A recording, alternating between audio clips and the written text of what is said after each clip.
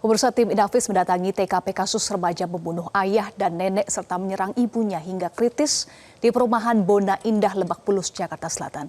Untuk informasi selengkapnya kita terhubung dengan jurnalis Metro TV Elma Rosana di Lebak Bulus, Jakarta Selatan. Elma, apa yang dilakukan oleh tim Inavis di lokasi kejadian dan bagaimana situasi terkini di sana?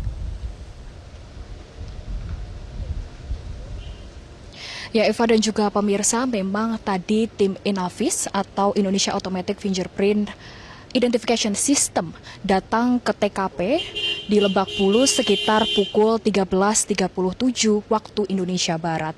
Namun dari tim Inavis ini sendiri datang ini sekitar 3 orang dan tidak melakukan olah TKP lanjutan ataupun menemukan alat bukti baru.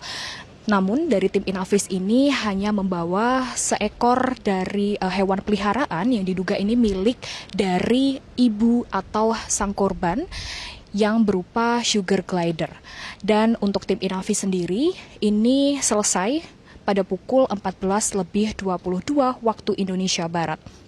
Dan memang untuk penyelamatan dari hewan peliharaan sugar glider milik sang ibu ini atas permintaan seorang warga yang mengevakuasi sang ibu pada saat kejadian kemarin pada pukul 1 dini hari waktu Indonesia Barat. Jika kita melihat memang olah TKP ini telah dilakukan oleh pihak maksud kami dari Polres Metro Jakarta Selatan kemarin pada Sabtu 30 November sekitar 2 kali pada siang hari. Dan untuk bukti-bukti sendiri ini telah diamankan. Yang pertama ini berupa CCTV yang ada di lokasi kejadian. Namun kami masih belum mendapatkan informasi apakah hanya CCTV yang ada di rumah lokasi kejadian yang ada di belakang saya atau memang ada CCTV dari perumahan. Karena jika kita melihat dari kronologi kejadian ini, sang ibu saat menyelamatkan diri ini sempat melompat dari pagar dan kemudian berlari sekitar 4 rumah dari lokasi kejadian. Kemudian untuk barang bukti selanjutnya ini ada berupa spray yang berlumuran darah, karena jika kita melihat dari kronologi kejadian ini korban menusuk sang ayah dan juga nenek pada saat kondisi tertidur. Dan kemudian ada barang bukti lainnya juga yang berupa pisau yang diduga digunakan oleh pelaku untuk pembunuhan. Dan ada juga baju yang berlumuran darah. Informasi lainnya juga, Eva dan juga pemirsa, ini pada saat olah TKP, karena korban ini memang tadi ditusuk dalam keadaan tertidur dan terjadi pada sekitar pukul 1 waktu Indonesia Barat dini hari, ini masih ada bercak darah yang ada di lokasi kejadian atau di TKP. Yang pertama ini dari penuturan dari sang Kasat Reskrim Polres Metro Jakarta Selatan, Gogo Galesung, ini mengatakan ada beberapa bercak darah. Yang pertama, ini ada di kamar sang ayah dan juga sang ibu yang ada di lantai 2 pada rumah ini. Kemudian ada di tangga dan ada di depan kamar sang nenek di ruang tamu.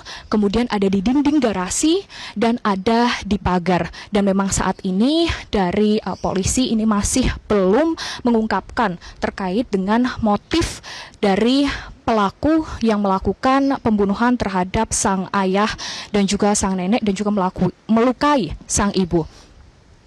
Dan untuk saat ini dari pihak kepolisian ini juga mengatakan akan melibatkan dari Asosiasi Psikologi Forensik Indonesia atau APSIFOR untuk mengungkapkan terkait dengan motif apa pelaku ini membunuh keluarganya sendiri.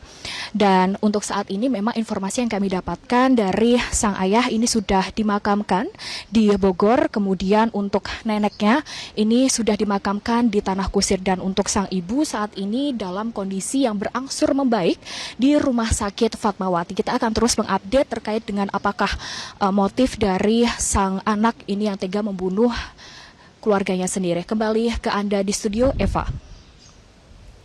Elma, lalu fakta-fakta terbaru apa yang sudah terungkap sejauh ini?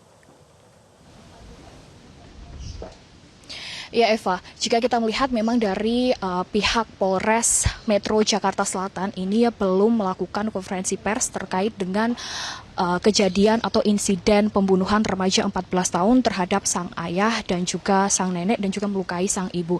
Namun tadi dari penuturan warga yang mengevakuasi sang ibu untuk menuju ke Rumah Sakit Fatmawati, ini sang ibu dalam keadaan yang panik, namun hanya dari perkataannya ini hanya memikirkan bagaimana kondisi sang anak, bukan berteriak sakit ataupun mengungkapkan hal-hal yang di luar itu. Dan ini memang menjadi salah satu hal yang atau fakta yang kami temukan di lapangan ketika sang ibu itu dievakuasi namun hanya memikirkan kondisi dari sang anak.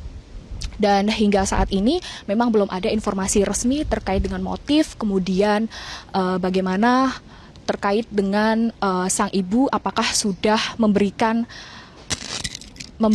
terkait dengan penjelasannya terkait dengan kronologinya, karena memang sang ibu saat ini masih dalam berangsur membaik sehingga dari pihak kepolisian ini masih menunggu keterangan resmi. Begitu Eva, kembali ke Anda di studio. Baik, terima kasih Elma Rosana untuk informasi Anda. Jelajahi cara baru mendapatkan informasi. Download Metro TV Extend sekarang.